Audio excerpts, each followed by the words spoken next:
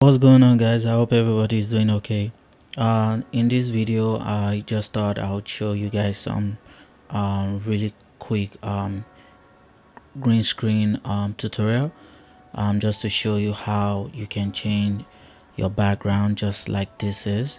You can change it to anything that you want, be it a solid color, or even if you have a place that you want to change the background to. And yeah, enough of the talking. Let us jump into it and get started. So this is the footage. So some tip, real quick tip on how to light your green screen to get a good chroma key is, as you can see, everything is sort of evenly lit.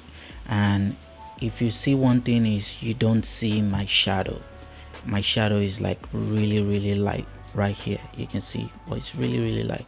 So, and the best way to get that is try not to stand or sit too close to your green, whatever your green is. Try as much as possible not to stay too close to it, so that you don't get a spill on like your clothing, your face and all that. So yeah, once you have this sort of evenly green screen, I think the rest is like pretty easy. So I have my footage, like I said. Let us dump it into a new uh, composition. So now I have my layer in a new composition. So what I want to do now is, I already typed key light. Let's say you don't have it, so you want to go to effects and preset. If you don't know where that is, come to effects right here. You see, let me click on it. If you come to effects right here, you can go to keying. Under keying, you want to add key light 1.2. So key light obviously has its own panel here. As you can see, different tools here that you can use that would give us the result that we want. So the first thing you want to do is try to work with a screen matte. So as you can see on the view, we have final result. Try to change that to, actually before you do that, I'm sorry, what you want to do first is you want to tell the key light that this green is what we want to extract. So you see screen color, click on this color picker and just try to go as close as possible to your subject. As you can see, voila, it's already done a pretty sick job, as you can see. So see that? So but we need to just fine-tune it just a little bit more. So now I'm gonna change my final result. I'm gonna change it to screen matte. So before I change it to screen matte, we'll be thinking, oh, it's all like really good key, but we need to refine all this a little bit. So you can see now that whatever is white, that means is opaque, so it's what your subject is, and whatever is black is your alpha, which is your transparent background. But if you look at it, we still have a little bit of white on the black, so we want to get rid of that white. So, and which is why we have to change to screen matte. So the next thing you want to do is you can play with your screen gain, but for this I really would say just leave that for now. You can also play with your screen balance. It's all tweaking. And I'll come to screen matte. You see where it says this clip black and clip white. These are the two things you want to play with.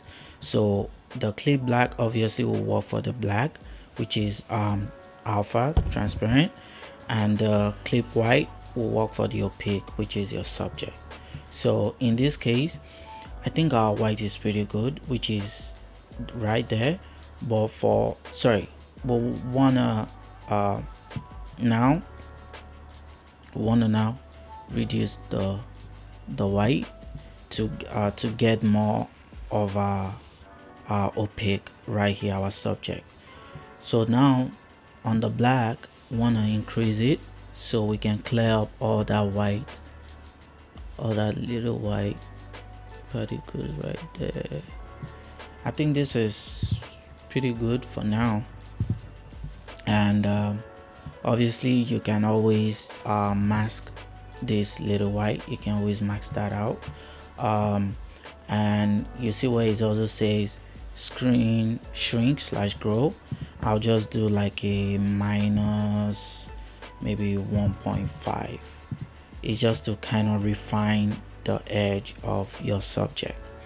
So we have that already. Mind you, this is just try and error. There's no defined values or numbers that you have to put into it.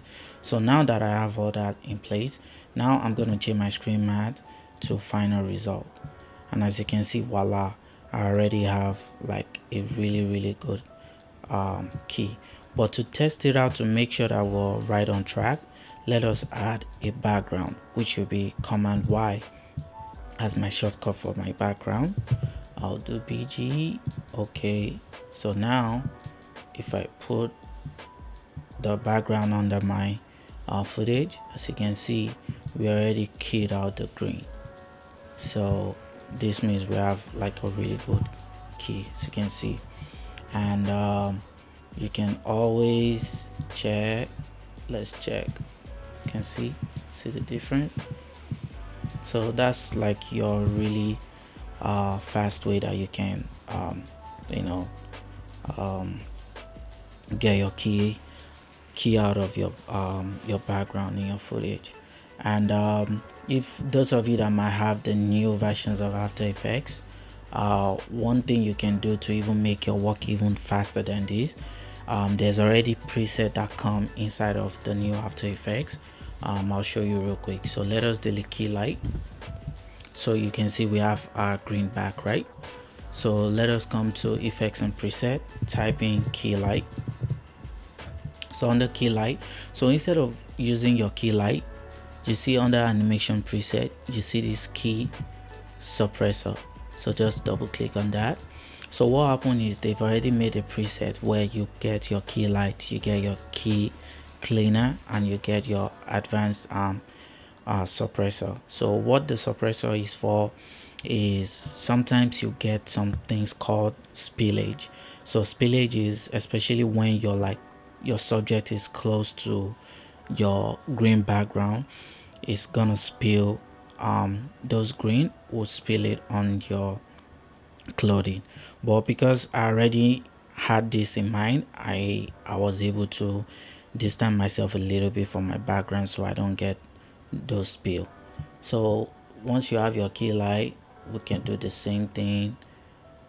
Come closer to the subject, and once I had my advanced spill suppressor, it would clean it just like you would have it earlier. So that's pretty much the tutorial for today. So guys, I want to encourage you, try this out. Make sure you like the video if it was helpful. Drop any comments if you have any questions, or just anything you want to share. And I'll talk to you guys in the next video. Ciao ciao.